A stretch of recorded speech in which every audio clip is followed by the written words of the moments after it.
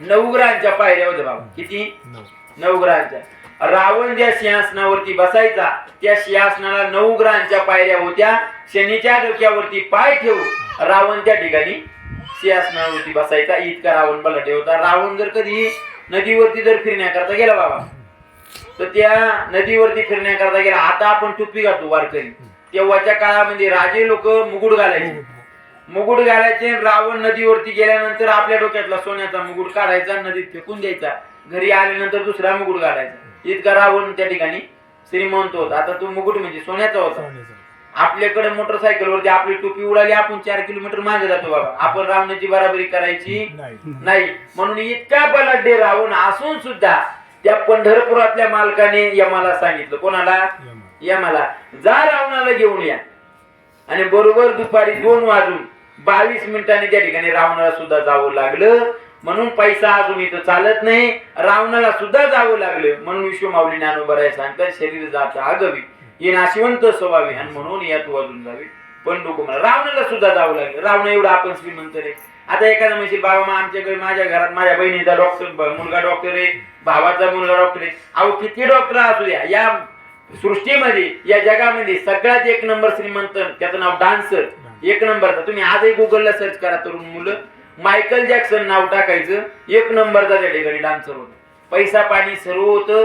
त्याने इच्छा केली आपण 150 वर्ष जगायचं. किती? 150 वर्ष. त्यानं 50 डॉक्टर आपल्या सेवेला आणून ठेवले. किती?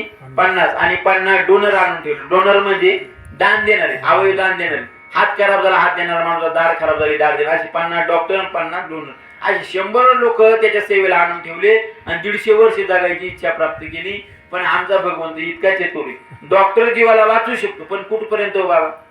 जोपर्यंत या आत्मा आहे तोपर्यंत, हे शरीर जोपर्यंत धगधग धगधग करतो तोपर्यंत. आता मला सांगा, इथला जीवच काढून नेल्यानंतर डॉक्टर काहीच करू शकतो? डॉक्टर जीवाला वाचू शकतो, पण कुठपर्यंत? जोपर्यंत यात आत्मा आहे तोपर्यंत. आणि जर डॉक्टर जर जीवाला वाचवत असते बाबा, तर या कोरोनामध्ये किती जरी डॉक्टर लोक मिळले तुम्हाला माहिती. म्हणून इथं डॉक्टर जीवाला वाचू शकत नाही. म्हणून आमचे तुकोबराय सांगतात, वैद्य वाचविती जीवा तरी कोण ध्याती देवा. जर डॉक्टर जीवाला जर वाचवता असता तर इथं देवा लोकांनी देवाची मंदिरं बांधली नसती, डॉक्टरची मंदिरं बांधली असती. म्हणून इथं डॉक्टर जीवाला वाचू शकतो, पण कुठपर्यंत? जोपर्यंत ते हातात नाही तोपर्यंत. त्या मायकल जॅक्सनचा जीवच काढून नेला. आता डॉक्टर असून काही फायदा आहे का? काहीच फायदा नाही. म्हणून विश्वमाऊली ज्ञानोबा सांगतात, शरीर जात आगवे हे नाशिवंत स्वभावाने म्हणून यात वाजून जावे पंडुकुमार. इथं डॉक्टर असून चालत नाही, इथं पैसा असून चालत नाही, इथं आल्यानंतर प्रत्येकाला जायचे. असे अनेक लोकांचे मी उदाहरण तुम्हाला देऊ शकतो. म्हणून इथं आल्यानंतर प्रत्येकाला जर जायचे, पण या मृत्यू लोकात आल्यानंतर आपण काय केलं पाहिजे? तर आपल्या शेवट जर गोड करायचा असेल तर याच्याकरता आमचे तुकोबाराय सांगतात, इथं आल्यानंतर तुम्ही भजन करा. काय? देवे दिला देव भजना गोमटा आणि तो या झाला फाटा बाधिकेचा. या भगवंताने आपल्याला शरीर कशा करता दिले? भजन करता करता. आमचे कबीरदास महाराजांचं एक दुआ आहे बाबा, औट हात का मानव देह अल्लाह ने तुझ दिया, खाया पिया सुख से सोया ना जमाना खोया. नारायण भज नारायण भज नारायण भज नारायण श्रीमन नारायण तू भज मन नारायण.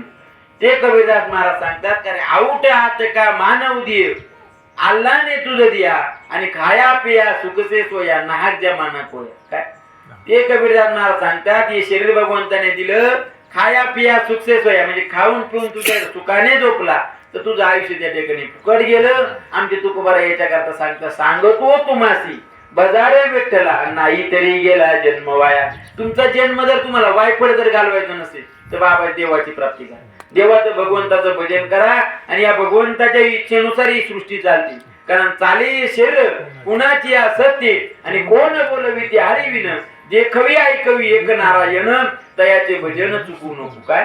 त्या भगवंताच्या इच्छेनुसार आपले शरीर चालते. आपण बाबा झोपल्यानंतर सकाळी देवाला आपल्याला जर उठवायचं असेल तर उठवी. जर देवाला जर ठरवलं याला झोपूनच ठेवायचं तर देव त्या ठिकाणी झोपूनच ठेवतो. म्हणजे हे सगळं काही देवाच्या इच्छेनं चालतं. एकदा की पंढरपूरच्या मालकानं जर आवाज सोडला यमाला जर सांगितलं हे यमा जाय आहुर्लीच्या समाधान महाराज गायकरला घेऊन ये, मला जावं लागेल. काय इथं कीर्तनकार सुद्धा वाचले नाही, इथं प्रवचनकार सुद्धा वाचले नाही. म्हणून विश्व माऊली ज्ञानोबा सांगतात शरीर जात आगवे ये नाशिवंत स्वभावे म्हणून यात वाजून जावे पंडुकुमार. या ठिकाणी आल्यानंतर प्रत्येकाला जायचे, पण साधू संत आम्हाला सावध करतात, वेळोवेळी सावध करतात. काय आता जागा रे बाईनो जागा, चोर निजल्या विना डोनी बागा रे, आता जागा रे बाईनो जागा. आपल्याला जागे करतात, आपल्याला सावध करतात. उठा जागे वारे आता, स्मरण करा पंढरीनाथा, भावे चरणी ठेवा माता, चुकवी व्यथा जन्माच्या. जर जन्म मरणाच्या जर तुम्हाला व्यथा चुकवायच्या असेल तर त्या भगवंताचं नाव घ्यायचं. त्या भगवंताने शरीर दिले, कशा करता दिले तर भजना करता दिले. दिवे दिला देव भजना घुमटा, तुया झाला फाटा बाधिकेचा.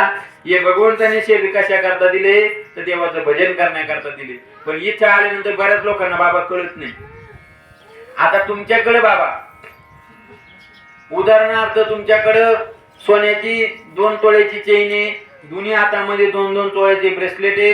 तुम्ही फिरायला गेले, तुमच्या कमरेला बंदूक आहे. तुम्ही फिरायला गेले, तुम्हाला अचानक चोरांनी गाठवलं, तुम्हाला धरलं, तुम्हाला भरपूर मारलं, ते सोनं काढून घेतलं आणि घरी आले. काही लोकांनी विचारलं का हो बाबा काय झालं? काही नाही, मला चोरांनी धरलं आणि मला त्या ठिकाणी गाठलं, मला मारलं, माझ्याकडचं सोनं काढून घेतलं. त्या लोकांनी विचारलं का हो बाबा तुमच्या कमरेला बंदूक होती, तुम्ही का काढली नाही? तुम्ही म्हणा नाही ना, बंदूक काढली असती तर त्यांनी मला अजून मारला असतं, ती बंदूकही घेऊन गेली असती. म्हणजे जी बंदूक तुमच्या जवळ दिली ती कशा करता दिली? फटाके वाजवाय करता. जर ती बंदूक जर तुम्ही काढली असती तर चोरांपासून तुमचा बचाव झाला असता. तसं यमापासून जर बचाव करायचा असेल तर देवाचं भजन काय, देवाचं भजन करायचं. इथं आल्यानंतर जाणं प्रत्येकाला जायचं बाबा. इथं आल्यानंतर भजन केलं तरी तुम्हाला जावं लागेल, पण जाणं प्रत्येकाला क्रम प्राप्त आहे. पण भजन केल्यानंतर त्या यमाचे तुम्हाला जो यमदंड मारिदी जोडीती तोडीती निष्ठुर आणि यमाची किंकर बहु चालू. जो यम आपल्याला मारतो तो मारणार नाही. आपल्या इथं वजनामध्ये आमच्या तुकोबारांनी भजन केलं तर स्वतः भगवंत न्यायला आला. काय भगवंत घ्यायला आला, वजनामध्ये तुकोबारांची एंट्री झाली कुठं? त्या स्वर्गामध्ये. तसं आपण सुद्धा जर भजन केलं तर भगवंत आपल्याला जावं लागेल, यम आपल्याला घ्यायला येईल, पण आल्यानंतर त्या ठिकाणी वजनात आपली एंट्री होईल. काय वजनात एंट्री होईल. म्हणून भजन करायचं. आता इथं आल्यानंतर साधू संतांनी भजन केलं म्हणून त्यांचं त्या ठिकाणी मरणाला त्याने टाळलं. आता आपल्याकडं तुमच्या माहिती करता सांगतो बाबा, साधू संतांनी मरणाला टाळलं, आमच्या तुकोबांनी मरणावरती काळावरती विजय मिळवला. तो काळ आपल्याला घ्यायला येतो, कारण आपण आपलं मरण त्या ठिकाणी टाळू शकत नाही. काळ आपल्याला घ्यायला येतो. माणूस आपलं मरण टाळू शकत नाही, पण साधू संत त्यांच्या इच्छेने येतात, त्यांच्या इच्छेने जातात. जोपर्यंत कार्य आहे तोपर्यंत राहतात, कार्य संपल्यानंतर निघून जातात. आमचे विश्वगुरु निवृत्तीनाथांना काळ घेण्याकरता आला. काय काळ घेण्याकरता आपण नाशिक जिल्ह्यात राहतो बरोबर, म्हणून निवृत्तीनाथांचं उदाहरण सांगतो. त्या निवृत्तीनाथांना काळ घेण्याकरता आला. आता निवृत्तीनाथ महाराज म्हणल्यावर साधारण व्यक्ती का? आता विश्वगुरु निवृत्तीनाथ म्हटल्यानंतर आपल्या नाशिक जिल्ह्यात वैभव बाबा. तसं म्हणायला जर गेलं तर आपला नाशिक जिल्हा भाग्यवान आहे. ज्या वारकरी संप्रदायाचा हजारो कीर्तनकार आम्ही सर्व त्या ठिकाणी आनंदी शिकलो. सर्वांकरता त्या ठिकाणी आज काही पंक्ती असतात, काही त्या ठिकाणी लोक आमची त्या ठिकाणी उठाठेव करतात.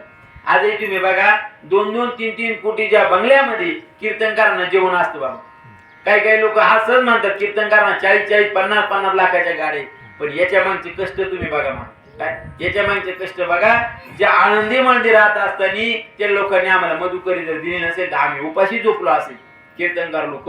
म्हणून विश्वगुरु निवृत्तीनाथांच्या जिल्ह्यामध्ये आपण राहतो. ज्या विश्वमाऊली ज्ञानोबारांनी वारकरी संप्रदायाचा पाया रवला, ज्ञानदेव रचिला पाया आणि उभारिले देवालया. ज्या विश्वमाऊलींनी पाया रवला त्या विश्वमाऊली ज्ञानोबारांचे गुरु कोण आहे? निवृत्तीनाथ महाराज. म्हणून ज्या विश्वमाऊलींचे गुरु निवृत्तीनाथ महाराज आमच्या जिल्ह्यात आहे म्हणून आम्ही भाग्यवान आहे. अजूनही अनेक रंगाने त्या ठिकाणी नाशिक जिल्हा भाग्यवान आहे. ही जग कशावरती चालते बाबा? शेवटचं उदाहरण सांग, म्हणजे मुद्दा सांगतो. कारण आता इथं प्रत्येक गावामध्ये हनुमंतरायाचं मंदिर आहे बाबा, आणि त्या हनुमंतरायाचं जन्मस्थान कुठे? अंजनेरी, नाशिक जिल्ह्यात बरोबर. अजून रामाकडे सगळीकडे मंदिर बाबा, पण काळ्या रामाचं मंदिर कुठे दादा? पंचवटी, नाशिक जिल्ह्यात भाग्यवान. ज्या वेळेला जगाच्या मालकाला अयोध्येतून काढून म्हणजे नगरीतून काढून दिले वनवासाला, स्वतःच्या आईनं का सांगितलं तुला आम्हाला वनवास भोगावा लागेल. जगाच्या मालकाला वनवासाला पाठवल्यानंतर त्या प्रभू रामचंद्रांनी सुद्धा कुठल्या जिल्ह्याचा आश्रय घेतला? राम कुठं आले आधी? पंचवटीला आले, म्हणून नाशिक जिल्हा भाग्यवान.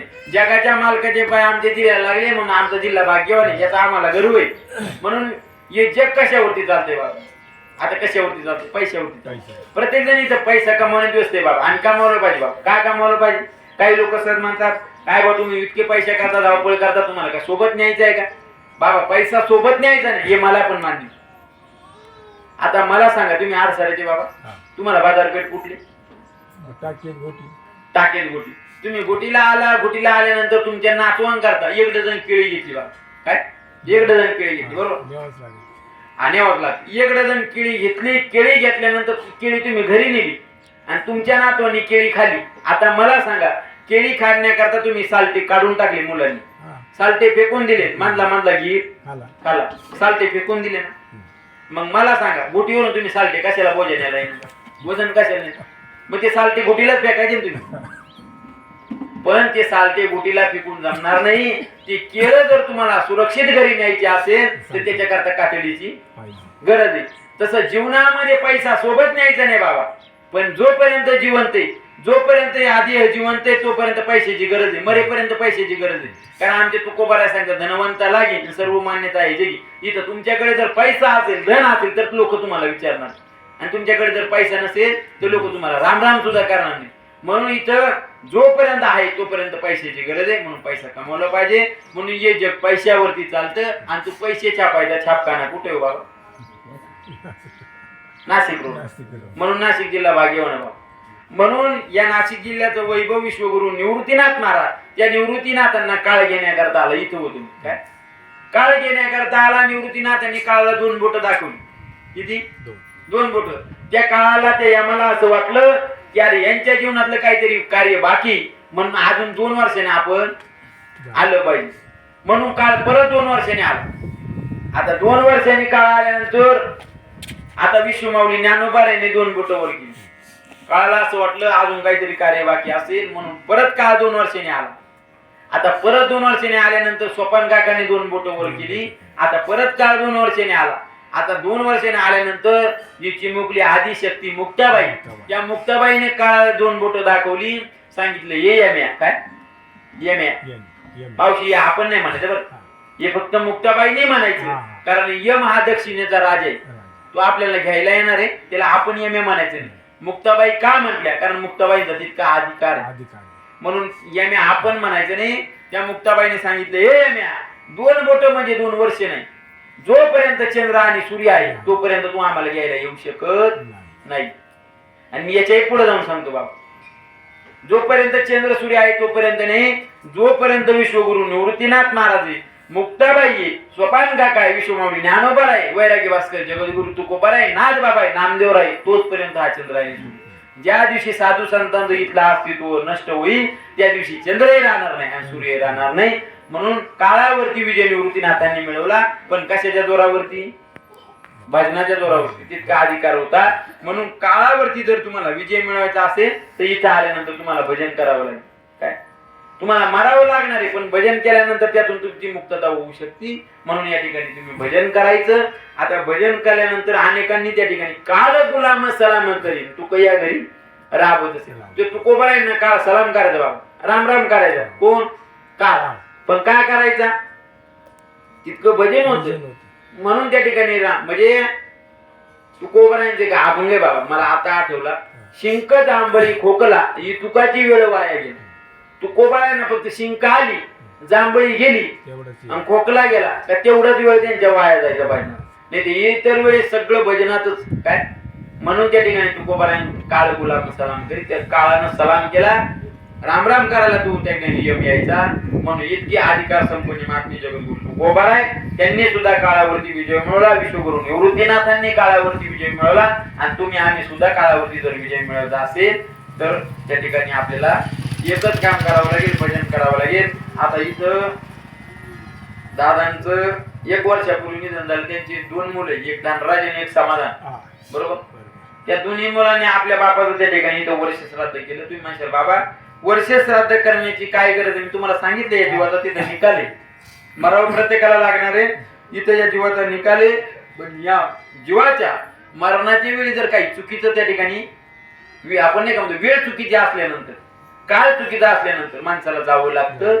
आणि हे जर इथं त्यांना जर वरती गेल्यानंतर काही जर पुण्य कमी पडलं तर हे जे नामस्मरणाचं पुण्य प्रवचनाचं हे त्यांना तिथं मिळतं. म्हणून प्रवचन कीर्तन केली जातं बाबा. काय म्हणून प्रवचन ठेवली जातात. आता इथं नामस्मरण केल्यानंतर या जीवाला त्या ठिकाणी शांतता लागते, म्हणून त्या ठिकाणी नामस्मरण करायचे. काही लोक गरुड पुराण वाचतात, जे अपघाती लोक गेल्यानंतर काही लोक गरुड पुराण लावतात. इथं लावलं तो बाबा गरुड पुराण. गरुड पुराण का लावतात बाबा? कारण ते पुण्य असतं, ते गरुड पुराणाच्या त्या जीवाला आत्म्याला ते शांती लागेल या दृष्टीनं तिथं गरुड पुराण लावतात. काही लोक प्रवचन करतात, म्हणून कीर्तन प्रवचन केली पाहिजे. जर या जीवाला तिथं पुण्य कमी पडलं, हे पुण्य लगेच तिथं प्राप्त होतं, म्हणून कीर्तन प्रवचन केली पाहिजे. आता या दोन्ही मुलांनी त्या ठिकाणी वडिलांच्या नावाने या ठिकाणी वर्ष श्राद्ध केलं. द्यावे तेवढे धन्यवाद थोडी. कारण या सृष्टीमध्ये काही लोक इतके म्हणजे आई वडिलांची सेवा करण्यात त्यांना वेळ नाही बाबा. काय वेळ नाही. पण जोपर्यंत आई आणि वडील जिवंत आहे तोपर्यंत सेवा करायची. इकडे लक्ष द्या, महत्वाचा विषय सांगतो. जोपर्यंत 15-10 मिनिटांमध्ये प्रवचन संपवतो बाबा. काय जोपर्यंत जिवंत आहे तोपर्यंत आई वडिलांची सेवा करायची आणि मेल्यानंतर सुद्धा सेवा करायची. म्हणजे 10वा असेल, 13वा असेल, वर्ष श्राद्ध असेल, महिना असेल, हे प्रत्येक मुलाचं कर्तव्य. कारण माय बाप केवळ काशी आणि ते नेणं जावे तीर्थाची. आई वडिलांची सेवा केल्यानंतर तीर्थाला जायची गरज नाही बाबा. काय माय बाप केवळ काशी तिने न जावे तीर्थाची. तीर्थाला जाण्याची गरज नाही. ज्यांनी आई वडिलांची सेवा केली तीर्थाला जायची. तुम्ही म्हणशाल बाबा तुम्ही सांगता तीर्थाला जायचं, उद्या आम्ही तीर्थाला जाणार नाही, असं नाही. तीर्थाला तुम्ही जात, मी तीर्थाची अवहेलना करतो असं नाही, पण आई वडिलांची सेवा सुद्धा करा. जर तुम्ही तीर्थाला गेले आणि आई वडिलांची सेवा नाही केली त्यात काही फायदा नाही. आता तुमचं इथं गाव आहे, हे गावच आहे का वाडी? गाव आहे बरोबर. आता तुमचं राजूर गाव आहे, इथून 5 ट्रकावर बाबा इगतपूरला गेलो.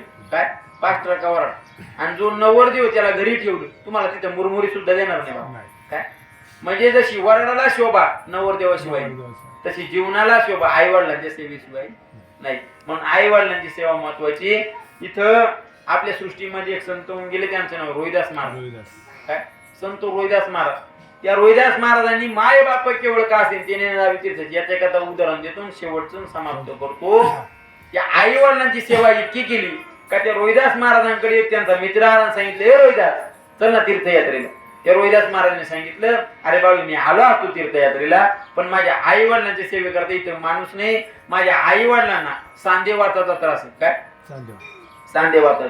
आणि ज्या वेळेला आई वडिलांना सांधे दुखतात त्यावेळेला त्या आई वडिलांना मी झोक्यावरती ठेवतो, म्हणजे चोपाळ्यावरती ठेवतो आणि त्यांचा त्या ठिकाणी त्या दोर हलवला की त्यांना डुकली लागते आणि त्यांना झोप लागते. म्हणून त्या ठिकाणी मला तीर्थयात्रेला जायला वेळ नाही. आता त्या मित्राने विचारलं म्हणे रोहिदास मी जेव्हा बघतो तेव्हा तू दुकानावरती असतो. आता दुकान म्हणलं कसं रोहिदास महाराज कसलं दुकान? चपला शिवायचं. वा चर्मक समाजाचे संत काय राहतं कीर्तन प्रवचन सुद्धा ऐकण्यामध्ये बाबा लक्ष लागतं. या आपण ज्याला म्हणतो ना फोडजीची रेंज लागते. कापूर बुद्धीचं माणूस लागत.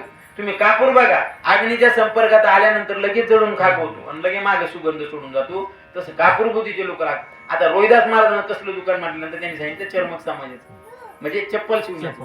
आता मित्राने विचारलं म्हणे रोहिदास तू म्हणतो की माझ्या आई वडिलांना सांधेवाताचा त्रास आहे आणि त्यांना झोका द्यायला लागतो आणि त्यांना डुकली लागते, आराम होतो. मी जेव्हा बघतो तेव्हा तू दुकानावरती असतो आणि मग तू झोका हलवतो कधी? त्या रोहिदास महाराजांनी उत्तर दिलं म्हणे हे बाळू ज्यावेळेला मी दुकानावरती असतो त्यावेळेला माझ्या आई वडिलांच्या झोक्याचा दोर मी माझ्या शेंडीला बांधतो. कुठं? शेंडीला बांधतो. आणि ज्या वेळेला मी काम करतो त्यावेळेला माझी मान हालते आणि त्या ठिकाणी झोकाही हालतो आणि तेव्हा माझ्या आई वडिलांना त्या ठिकाणी झोप लागते, आराम होतो. म्हणजे इतकी सेवा कोणी केली? रोहिदास महाराजांनी.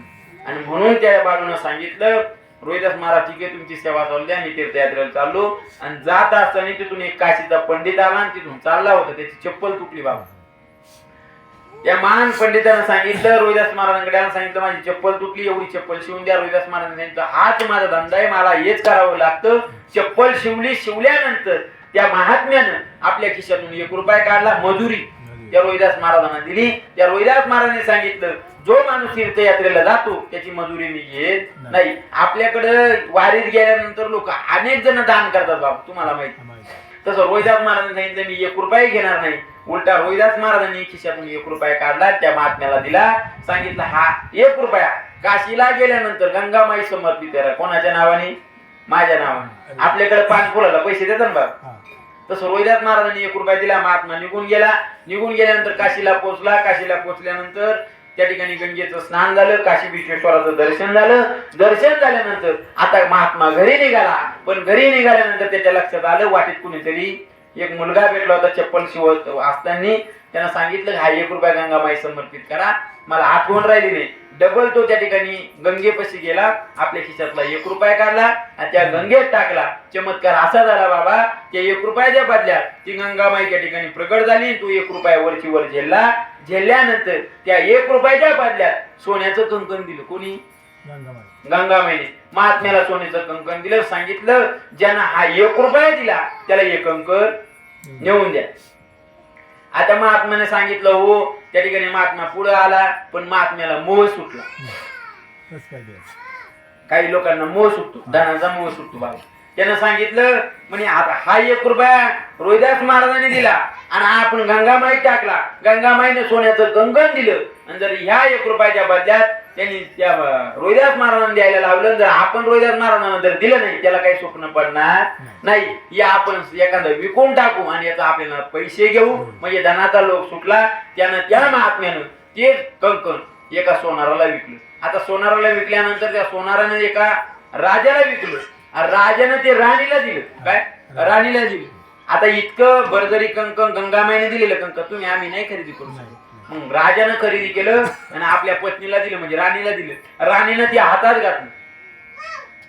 आता राणीनं हातात घातल्यानंतर आपल्याकडे महिलांना एक गोड आजार आहे बाबा. तुमच्याकडे मला माहित नाही बरं. तुम्हाला जिल्हा काय? तालुका नाशिक तालुक्यात.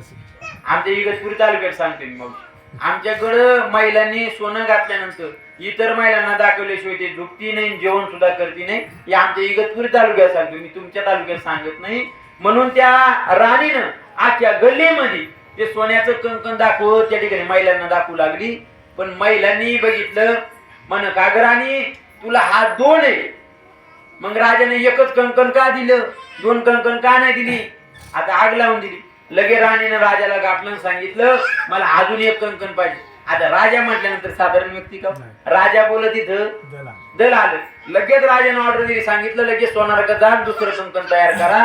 पण कंकण सोनाराकडे गेल्यानंतर त्या प्रधान लोक गेले सोनाराकडे. सांगितलं, आम्हाला दुसरं कंकण दे. सांगितलं, 1 कंकण मी तयार केलं नाही, माफ करा. कोणीतरी एक महात्मा आला, त्यानं मला 1 कंकण दिलं. त्या महात्म्याचा शोध घ्या. त्या महात्म्याचा शोध घेतला. सांगितलं, आत्ताची आता दुसरं कंकण दे, नाही तर तुला उद्या सूर्यास्त व्हायच्या आत फासावं. काय? आता राजा म्हटल्यानंतर काही करू शकतो बाबा. असं म्हटल्यानंतर महात्म्याला टेन्शन आलं. महात्म्यानं लगेच रोहिदास महाराजांची भेट घेतली. रोहिदास महाराजांच्या पाया पडू लागले. सांगितलं, हो महात्म्याने, तुम्ही इतके मोठे आहात, तुम्ही काशीला गेला, तुम्ही माझ्या का पाया पडता? सांगितलं, घडलेला प्रकार सगळा सांगितला. तू 1 रुपया दिला, त्या 1 रुपयाच्या बदल्यात कंकण दिलं, ते तुला द्यायला लावलं होतं, मी विकून टाकलं. त्या सोनाराने राजाला विकलं. पण राजा आता दुसरं कंकण मानतोय आणि त्यानं सांगितलं, जर दुसरं कंकण दिलं नाही तर तुला फासावं दे. आता संत तोची जाणाची की आणि दया क्षमा ज्यांच्या आहे. संतांच्या ठिकाणी दया आहे. आता त्या जागी जर आपण असतो तर पहिल्यांदा महात्म्याला हाणला. तू गंगामाईने कंकण दिलं, मग ते मला का दिलं नाही? पण आमचे साधू संत नाही. साधू संतांनी जगावरती उपकार केले. त्या रोहिदास महाराजांनी सांगितलं, महात्माजी तुम्ही टेन्शन घेऊ नका, आता आता तुम्हाला दुसरं कंकण देतो. आपल्या आई वडिलांना त्या ठिकाणी नमस्कार केला, चरणतीर्थ घेतले, आई वडिलांचे पाय धुतले आणि जे भांडे बुडवण्याचं ते चप्पल, म्हणजे चर्मक सामान जे भांडा असतं चप्पल बुडवण्याचं, ते घाण पाणी ओतून दिलं. आपल्या आई वडिलांचं चरणतीर्थ घेतलं, त्या भांड्यात टाकलं, चांगलं पाणी घेतलं, त्या भांड्यात टाकलं, आई वडिलांना नमस्कार केला आणि नमस्कार केल्यानंतर खिशातून 1 रुपया काढला आणि त्या भांड्यात टाकला. त्या भांड्यातून गंगामाई प्रगट झाली. काय? भांड्यातून गंगामाई प्रगट झाली आणि दुसरं कंकण दिलं. माझं सांगायचं तात्पर्य हे का माय बाप केवळ काशी आणि तिने न जावे तीर्थाची. आई वडिलांची सेवा केल्यानंतर तीर्थ तुमच्या घरी चालून येईल. आता रोहिदास महाराजांनी जाग्यावरती ज्या भांड्यामधून गंगामाई प्रगट झाली दुसरं कंकण दिलं. का काशीला गेले रोहिदास महाराज? नाही गेले. म्हणून तेव्हापासून मन आहे बरं का मावशी आपल्याकडे बाबा, मन चांगा तो कटोट मे गंगा ही मन रोहिदास महाराजांपासून बरं. अलीकडले लोक सांगतात का ही मी केलं ते मी केलं, तू काहीच केलं नाही. जे केलं ते सगळं आमच्या साधू संतांनी केलं, तुम्ही आम्ही काही केलं नाही. म्हणून त्या रोहिदास महाराजांनी जाग्यावरती त्या ठिकाणी कंकण दिलं. म्हणून आई वडिलांची सेवा केल्यानंतर तीर्थाला जायची गरज नाही. त्या ठिकाणी आई जोपर्यंत आपल्या जीवनामध्ये आई आणि वडील तोपर्यंत जग आहे, जोपर्यंत जग. आता मी घरी गेल्यानंतर, आता मी इथून गेल्यानंतर आता दिवस आहे, पण ज्या वेळेला रात्र असते त्यावेळेला मी जोपर्यंत कीर्तनावरून येत नाही तोपर्यंत माझे आई वडील झोपत नाही. काय म्हणजे आई वडिलांच्या ठिकाणी, मुलाच्या ठिकाणी जो कळवळ आहे तो आई आणि वडील. बाबा आयुष्यभर तुमच्यावरती अनेक जण प्रेम करतील, अनेक जण प्रेम करतील, पण जोपर्यंत हे बा तुमच्यावरती भाऊ प्रेम करेल, बहीण प्रेम करेल, मित्र प्रेम करेल, पण यांचं प्रेम कसं आहे बाबा, स्वार्थी प्रेम आहे. पण आमच्यावरती निस्वार्थ पद्धतीनं प्रेम करणारी पहिलं पात्र म्हणजे आमची आई आणि दुसरं पात्र म्हणजे आमचे वडील. काय कुठल्याही गोष्टीचा आई मुलावरती जिवंतपणे प्रेम करते बाबा, यात नवल नाही. आई मेल्यानंतर सुद्धा आपल्या मुलावरती प्रेम करते. याच्याकरता तुम्हाला एक बाजारामध्ये पुस्तक विकत मिळेल, त्या पुस्तकाचं नाव आहे श्यामची आई. साने गुरुजींचं पुस्तक, इतकं गोड पुस्तक, छोटं पुस्तक, तुम्ही वाचा. त्या साने गुरुजींनी सांगितलं मी म्हणजे आई मेल्यानंतर सुद्धा माझ्या आईनं माझ्यावरती प्रेमच केलं. म्हणजे आई जिवंतपणे मुलावरती प्रेम करते, यात नवल नाही. आई मेल्यानंतर सुद्धा प्रेम करते, तिचं नाव आई. म्हणून आमच्या तुकोबारांचं प्रमाण आहे, लेकुराचे हित वाहे माऊलीचे चित्त, आईचे कळवळ्याची जाती आणि परी लावा विन प्रीती. जोपर्यंत आई आणि वडील आहे तोपर्यंत आपल्यावरती प्रेम करणार, निस्वार्थ पद्धतीने आपल्या मुलावरती प्रेम करत असतात.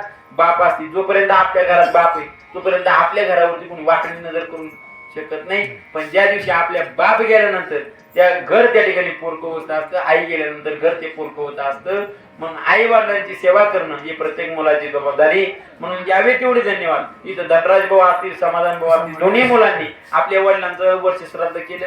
प्रत्येक जण त्या ठिकाणी करतं ज्याच्या ज्याच्या पद्धतीनं, पण या मुलांनी केलं, द्यावे तेवढे धन्यवाद. थोडे हे नक्की तुम्हाला सांगतो, या विश्वमाऊली ज्ञानोबारायांच्या नारदाच्या गादीवरून सांगतो का हे मुलांना स्वर्गातून त्यांचे वडील नक्की आशीर्वाद देतील. आमचे तुकोबाराय सांगतात तुका म्हणे पेतरू आशीर्वाद देतील आणि कल्याण इच्छिती व्हावेत आहे. माझ्या मुलांचं कल्याण व्हावं ही इच्छा कुठे प्रगट करतील, स्वर्गात करतील. आणि जर केलं नाही, आपल्या आई वडिलांचं पिंडदान असेल, दशक्रिया असेल, वर्षश्राद्ध असेल, जर केलं नाही तर याचा तोटा तुम्हाला सांगतो. आमचे तुकोबाराय सांगतात आहा कटकटा करीती पितर आणि वंशी दुराचारी पुत्र झाला.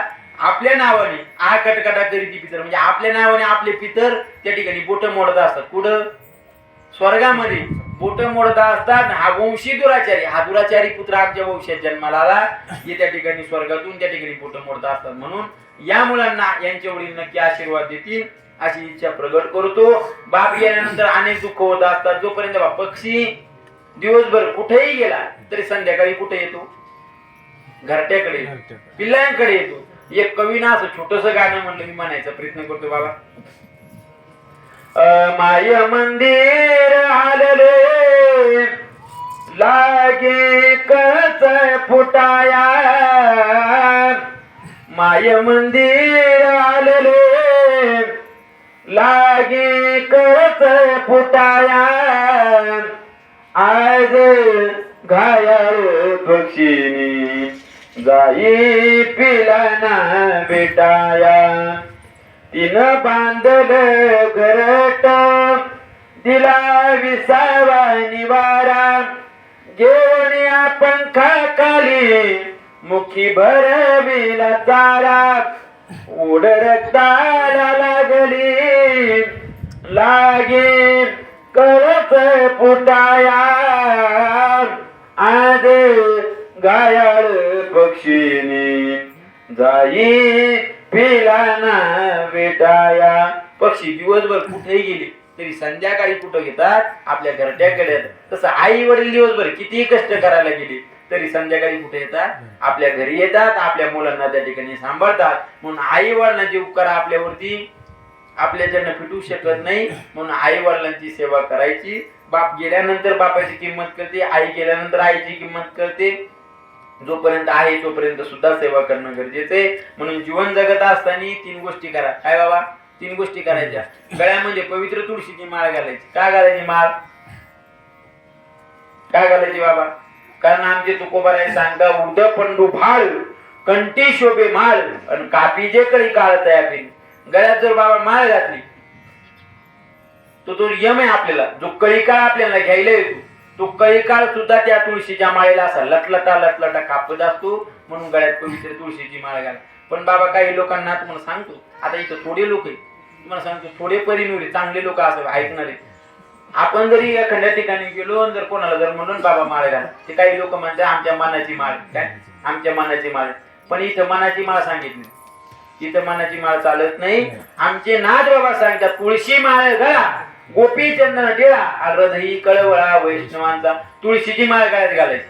काय तुळशीची माळ? म्हणून तुळशीची माळ घालायची. त्या माळेला काळ सुद्धा लटलटा कापत असतो. म्हणून गळ्यात पवित्र तुळशीची माळ घाला.